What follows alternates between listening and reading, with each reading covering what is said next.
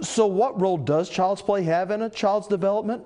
Well, my next guest says it's absolutely vital. Ready?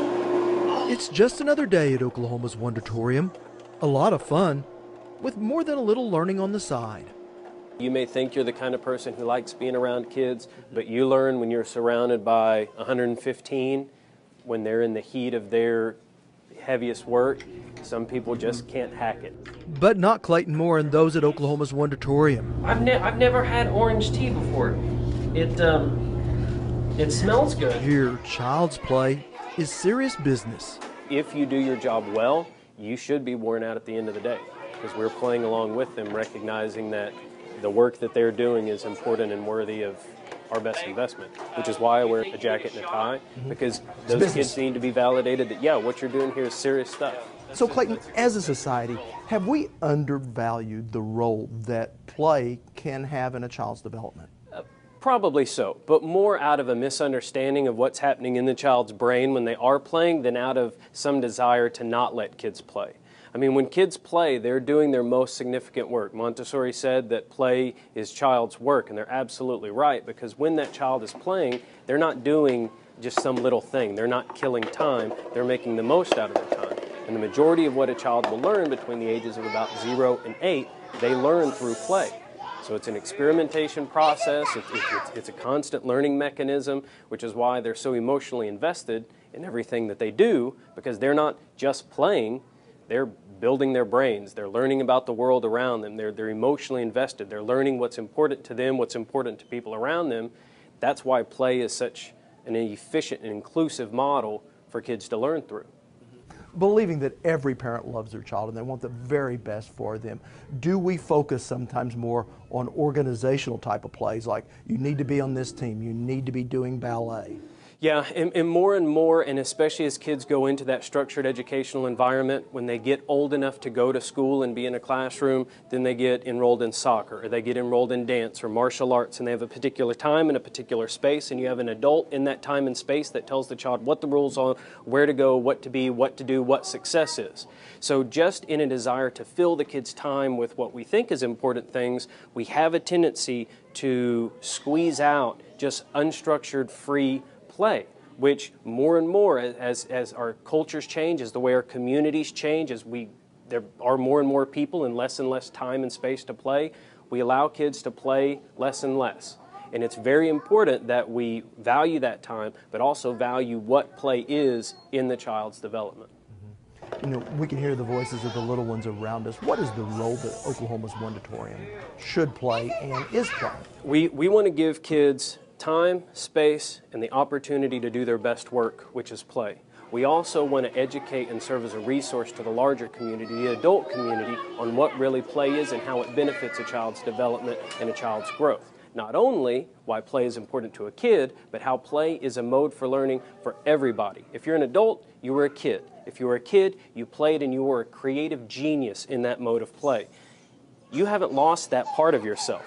You haven't used it as much, and you've maybe forgotten how to use it, how to apply it to the adult world or the professional environment. But play is something that humans use to learn.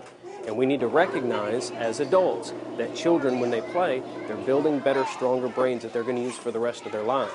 We also need to recognize as adults, as professionals, if there's an issue that we can't solve, a problem that we can't figure out a clear answer to, play may be the mode by which that answer is uncovered. And so play is not simply something that kids do or is beneficial to kids, it's a human cultural product. So while as adults we may not be able to have slides in our offices, at Oklahoma's WONDERtorium, You just push this. play is a hands-on activity no matter your age. You know, I'm struck just looking around the WONDERtorium.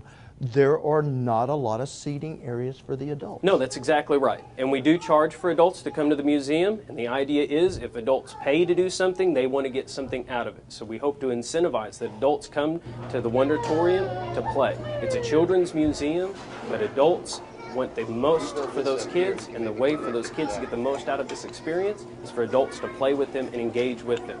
You don't learn much just by watching. And that's true when it comes to watching your kids play. You will learn more about your kids. You will get more out of the experience by engaging with those kids.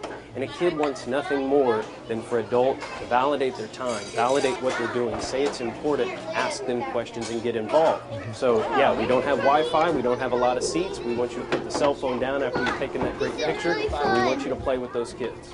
In any number of activities. Here, children can learn something for the first time. And even better understand what it's like to be different. One of the things that's so great about this space is we can have 5 languages spoken at any time on the floor. So the fact that kids have no problem playing with kids that are different from them. Kids don't recognize that difference. Kids just recognize kids, potential friends, and someone else that I can play with.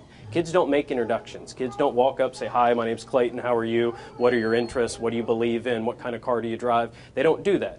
They see a kid participating in something that looks really fun that they want to participate in. They walk up, they may say, "Can I play with you?" Or they may just start playing, and the kids just collaboratively begin this process together. And there's so much benefit that a child gets out of play, period. But when a kid starts playing with another child, then they get all those wonderful social components, all the communication skills that go along with collaborating together. Imagine adults that couldn't speak or couldn't articulate to each other building a structure out of blocks. Children do it all day, every day, and never have to pass a word between them. It's all nonverbal cues, facial cues, or just participating and collaborating, building structures together. And a lot of people don't recognize that that building is using all those important skill sets that people are stressing so much in that STEM curriculum that is so important out in the education community. Science, technology, engineering, mathematics, a child uses that skill set every time they build a structure with blocks. Unfortunately, adults just say, well, the kid's just building with blocks. But in that child's brain, they're doing all the difficult work that you would do to draw out plans, to evaluate resources, to make decisions about what to use, what not to use, and then all of the effort and intentionality that you put into constructing that structure, a child is doing that in real time.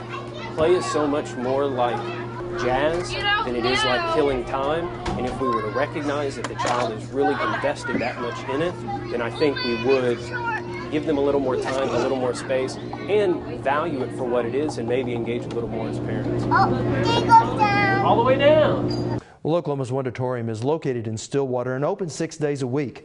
And we do have a link to their full website, as well as my full interview with Clayton Moore, which is one of the more enlightening ones I've had in recent memory.